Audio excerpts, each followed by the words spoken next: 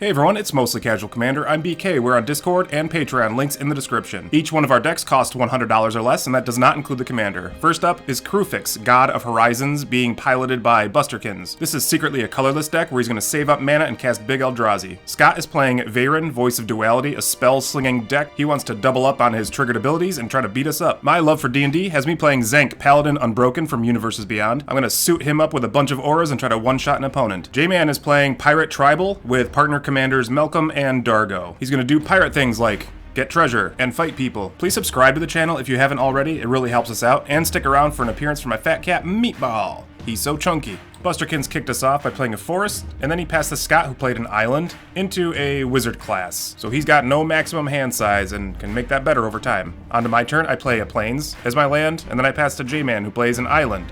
He casts a soul ring. There had to be one person. I was hoping that nobody had it, but there had to be one person. He passed back over to Busterkins, who played an island, and then he casts Hedron Crawler, a colorless thing that produces manas. I think that's his plan. On to Scott's turn, he played a mountain, and then he passed the turn back over to me. I drop another plains as my land for turn, and I pass back to J-Man. He plays a mountain, and then he'll cast the smaller of his two commanders, Malcolm, Keen-Eyed Navigator. And now he's hoping to swing into his opponents and start making treasures. On to Busterkins' turn, he plays a Burnished Heart, so this thing can blow itself up to find 2 basics. That's not bad. He passes the turn over to Scott. He drops another island as his land, and then he plays his commander, Veyran, Voice of Duality. So now he's just looking for some synergistic cards to take advantage of it. On his end step, I cast Path to Exile on Malcolm, and that'll have J-Man turn Malcolm into a basic island. And now, onto my turn, I draw, and I play another Plains. Big surprise there. I find a Soul Ring, and that feels pretty good. Then, using that, I cast Crush Contraband, because I want to be the only one with the Soul Ring. I blow up J-Man's, and then I also blow up Scott's Wizard class, because I could. And that finishes up my turn, so I pass over to J-Man, who plays a mountain as his land for turn, and then he casts Warkite Marauder. So this thing can turn a thing into a nothing burger until end of turn. That's pretty cool. Over to Busterkins, he plays a forest as his land, and then he passes back to Scott, who plays a mountain. Then he plays Gutter Snipe. This is exactly what Veyran wants to see on the battlefield.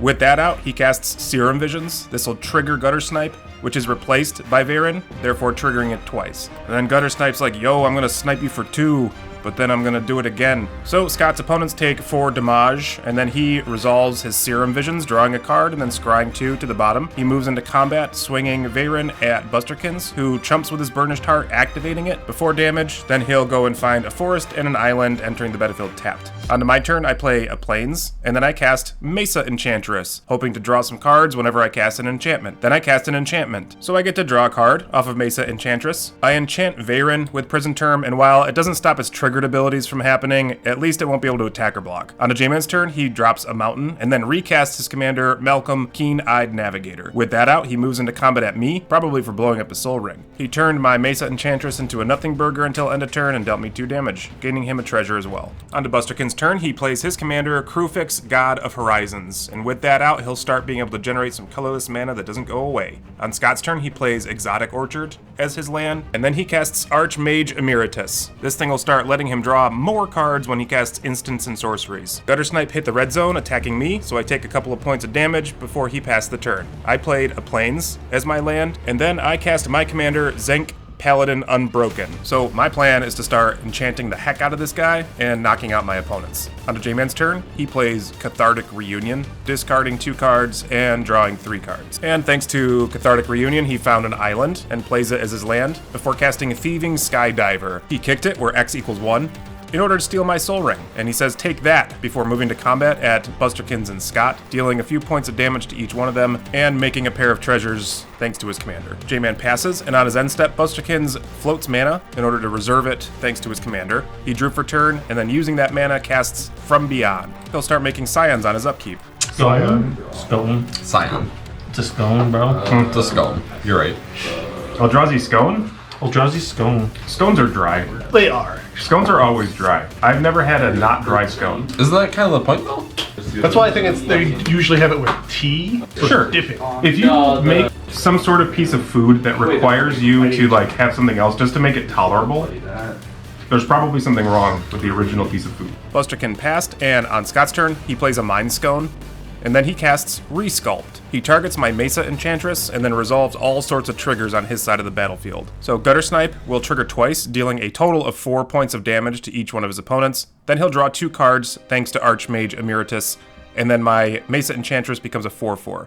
He then casts Fists of Flame. He targets Gutter Snipe with that, and then resolves his triggers on the board. So again, 4 points of damage to his opponents. He gets to draw 2 cards thanks to Archmage Emeritus. Veyran gets bigger still, but she can't attack, so maybe that's okay. Scott moves into combat with Gutter Snipe at Busterkins, but before damage, he casts Reality Shift, manifesting the top card of his library, and Gutter Snipe goes bye-bye. That could have been a lot of damage for Busterkins because of that Fist of Flames. Sulfur Falls hits Scott's board, followed by a Soul Ring, but it's from 40k, so it's better. Onto my turn, I cast Mammoth Umbra, targeting my commander. I wish that I had Mesa Enchantress in play still, so my sadness hit the stack. I moved into combat, and Scott blocks with his manifested thingamabob. Then I pass the turn over to J-Man, who casts Thirst for Knowledge on his first main phase. So he'll draw 3 cards and discard 2. Afterwards, he drops a Path of Ancestry as his land, naming Pirate, which makes total sense. J-Man then uses his 3 treasures, not for the mana, but instead for the additional casting cost for Dargo, getting him out onto the battlefield. When Dargo ETB'd, this triggered my prison term, and I decide, right, wrong, or indifferent, to enchant him with it instead. Then onto combat, J-Man attacks both Scott and I. After damage, he makes a couple of treasures, and then he casts Protean Raider.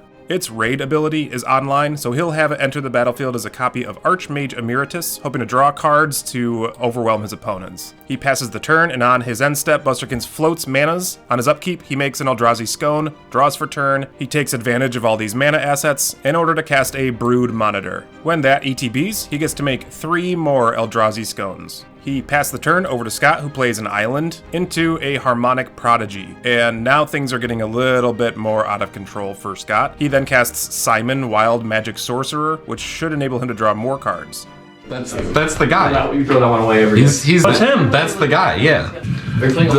And with those 2 out, he casts Mystic Retrieval. This triggers just everything on his board so many times. He'll get that Fist of Flames back to his hand. He draws 3 off of Archmage Emeritus, and then he starts rolling dice for Simon. The first roll has him draw, the second roll has all of us draw, and the final roll has all of us draw once again. And I mean, I'm not mad about that. Am I right? So over to my turn, I draw, and it's not an aura. Do you have any idea how many auras I have in this deck? 50. 30. Well, there's 22, and I'm not drawing any of them. I cast Armored Sky Hunter. He might be able to find me auras. I move into combat with my commander and my 4/4. Before blocks, Scott casts Expedite, triggering everything but Simon on his board, so he'll draw 3 cards and have prowess triggers on both Veyran and Harmonic Prodigy. He blocks my 4/4 but lets my commander go through, taking a few points of damage. On J-Man's turn, he casts Fathom Fleet Swordjack. This guy does stuff. He'll scry 1, thanks to Path of Ancestry, putting it on the bottom of his library before casting Zephyr Singer. He had Dargo and Swordjack help him pay for the convoke cost on that guy, so they both get a flying counter on them. He moves into combat. He shares the love, spreading some damage around, and after combat, once the damage is resolved, he'll get a couple of treasure tokens thanks to Malcolm as well. J-Man passes, and again, on his end step, Busterkins floats manas that don't go away. On his upkeep, he gets an Eldrazi Scone. He plays a forest as his land for turn. Then he uses some big mana to cast Pathrazor of Ulamog. This thing's got Annihilator 3 and has to be blocked by a bunch of creatures. I say no thank you and put Prison Term on that, thinking that maybe that's the best course of action right now. On Scott's turn, he draws, and then he casts Rail, Storm Conduit. This thing will start getting Scott back on the ping train whenever he casts an instant or sorcery. J-Man has a very cheeky response to this and decides to cast a Spell Pierce in an effort to drain Scott of some of his mana resources. J-Man also gets to draw a card thanks to his copy of Archmage Emeritus. Surprisingly, Scott lets it go, but that's because he has a Mana Geyser and needed the remaining mana that he had available in order to cast it. And then It's trigger time. it sure is, good buddy. Scott begins with the sequence of events by representing his Magecraft and Prowess triggered abilities on his things. Then he drew 3 off of Archmage Emeritus, and finally starts rolling dice for Simon. The first one has all of us draw a card, the second one has only him draw a card, and the final dice roll has all of us draw a card once again. Thanks, Scott! So, Mana Geyser will resolve, and Scott gets to generate 14 red floating mana. He drops a Mystic Sanctuary, which enters the battlefield untapped, therefore returning Mana Geyser to the top of his library. He casts Crash Through, and this again triggers most of his board state. He'll represent the prowess and magecraft abilities on his 2 creatures. He'll draw 3, including the mana geyser that he just put back on top. And unfortunately, there's no draw from Simon, but he did get the draw from Crash Through proper. Then he recasts Mana Geyser, and maybe you guys can see where this is heading. So, again, Prowess and Magecraft. He then draws 3 off of Archmage.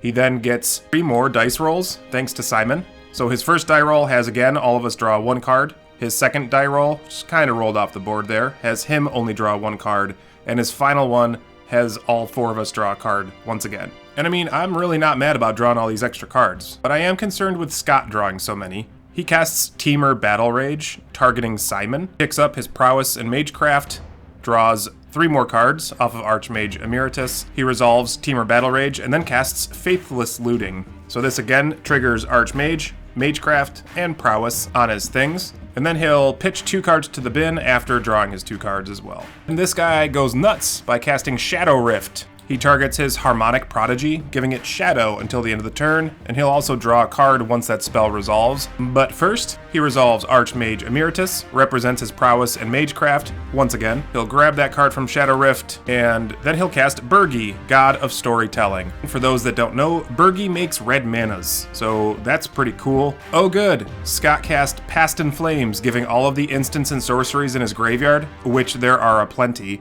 flashback. So that's pretty good for him. He'll go ahead and resolve all those triggers that we've seen a few times now. I'm just gonna go ahead and speed this up. He'll go ahead and flash back Faithless Looting, which of course triggers all of those things on the battlefield once again. At this point in time, I mean, you should see this guy's hand. It's like 30 cards. He casts Aria of Flame. When that enters the battlefield, each of us gain 10 life. And we're like, ah, thanks, Scott. But then he goes and finds a parade to rain on by casting Teamer Battle Rage. With that, he targets his commander, Veyran, and of course resolves all of those triggered abilities on his battlefield once again. However, this time it also triggers his Aria of Flame twice, thanks to Veyran, so I take a damage and J-Man takes 2. He flashes back Fists of Flame, targeting Simon this time, and again, resolves all of the triggered abilities on his battlefield. Aria of Flame gets 2 more counters on it, so deals a couple of damage to Busterkins and myself before he moves into combat, swinging these absurdly large creatures at each one of us. If my math is correct, that Fist of Flames pumped Simon plus 47 plus 0 with double strike and trample. Congratulations, Scott, job well done. And here's Meatball. He's so chunky.